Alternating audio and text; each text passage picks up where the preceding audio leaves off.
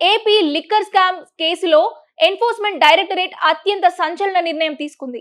ఈ భారీ దందాకు ప్రధాన సూత్రధారి గత వైసీపీ ప్రభుత్వ ఐటీ సలహాదారు రాజ్ కేశిరెడ్డిని ఈడీ అధికారులు అధికారికంగా అదుపులోకి తీసుకున్నారు. హైదరాబాద్ సహా 10 ప్రాంతాల్లో సోదాల అనంతరం ఈ అరెస్టు పర్వం చోటు చేసుకుంది. ఇప్పటికే ఏడాదిగా జైల్లో ఉన్న రాజ్ కేశిరెడ్డిని ఇప్పుడు మనీ లాండరింగ్ యాక్ట్ కింద ఈడీ లాక్ చేయడం రాజకీయ వర్గాల్లో వణుకు పుట్టిస్తోంది. అసలు ఈ అరెస్టు వెనుక ఉన్న అసలు గుట్టేంటి? Let's watch.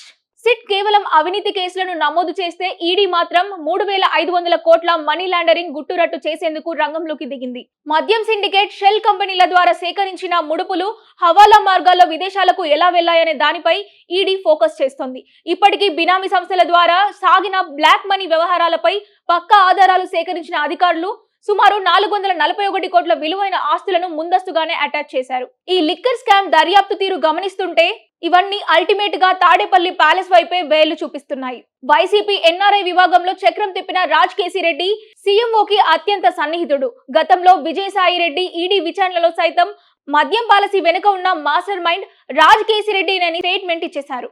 Jubilee hills office నుంచే ఈ వసూళ్ల నెట్వర్క్ నడిచినట్లు అధికారులు తేల్చారు. రాజ్ కేశిరెడ్డి ఈడీ కస్టడీలోకి వెళ్లడంతో ఈ స్కామ్ తాలూకు అసలు లబ్ధిదారులు ఎవరో తేలడం ఖాయంగా కనిపిస్తోంది.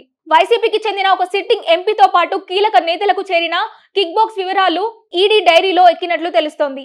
ఈ మనీ లాండరింగ్ లింకుల ఆధారంగా త్వరలోనే వైసీపీ అధినేత వైఎస్ జగన్మోహన్ రెడ్డికి కూడా ఈడీ నోటీసులు ఇచ్చే అవకాశాలు మెండుగా ఉన్నాయనే ప్రచారం జోరందుకుంది.